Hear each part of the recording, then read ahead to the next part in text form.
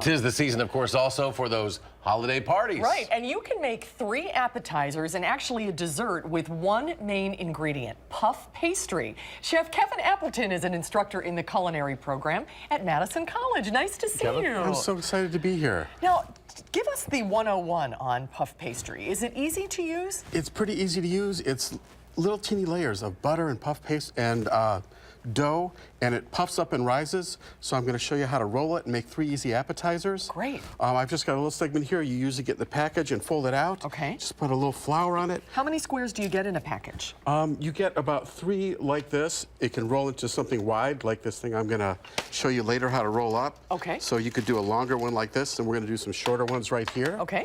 And what we're going to do is, when we roll it, we don't want to smush the edges, because if you smush the edges, it crimps them together and you don't get light, fluffy puffage. That's what you want, the puffage. Right, Yeah. and that's why it's got to be cold so the butter doesn't melt. So roll evenly on both sides, don't smush the edges. A little bit on this side here. You want to keep it cold. It doesn't have to be perfect, but you can see I'm getting just a little extra length here, depending upon the recipe, a little more rolling or less. Okay.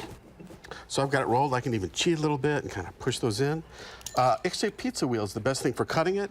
So I'm going to go and I'm going to do maybe one wider one and one shorter one here. Okay. And for the first shorter one, I'm just going to pop it right here. I'm going to grab a fork and I'm going to dock it. I'm going to poke some holes right in the center, and that means the center puffs less, so my stuff stays in. Now, what are you adding to it? This is just a little goat and Parmesan cheese. Okay. And this is so easy. And I've got some roasted vegetables, and these right here, you can just arrange them around however you want. I've got a roasted pepper, a beautiful roasted tomato, and maybe a beautiful mushroom right here. And what is this in? And this is a Jerusalem artichoke or a sunchoke. Oh, wow. They roast off beautifully. It's actually from my neighbor's garden. How nice. Very Oh, good. that's great. And now, do you just leave it flat like that, or do you pin the edges together? It's all you got to do. And then it puffs up, and it looks just like that.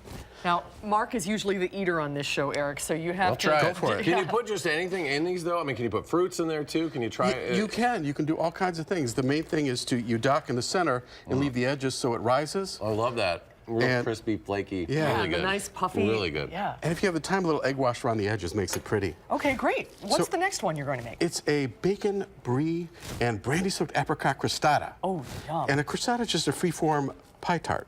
So all I'm doing here is I'm just rolling the edges, and you could cut it in a circle, but you don't have to. It doesn't have to be like a perfect shape. It's rustic, and all I'm doing is just kind of working this all the way around.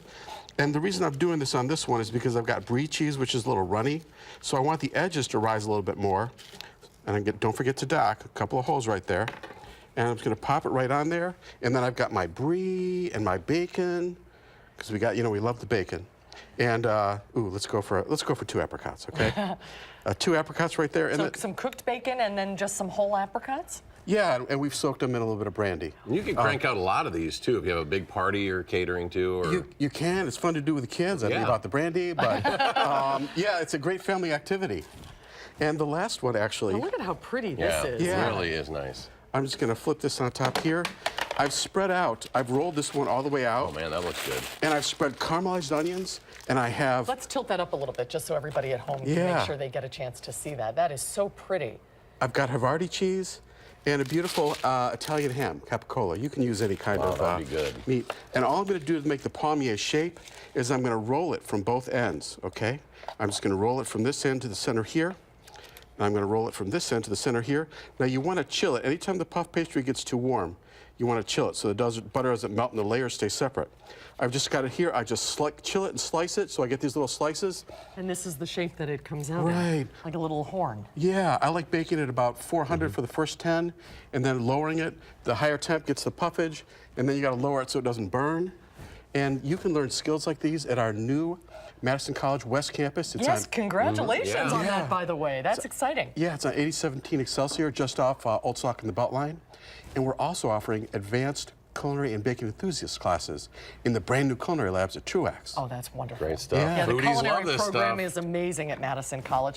Thank you so much for Kevin. coming Thank in. you. And all of the recipes, by the way, are on channel3000.com. Yes. Happy holidays. Happy Great holidays, to see Kevin. you. Thanks for Thank you stopping so by. much.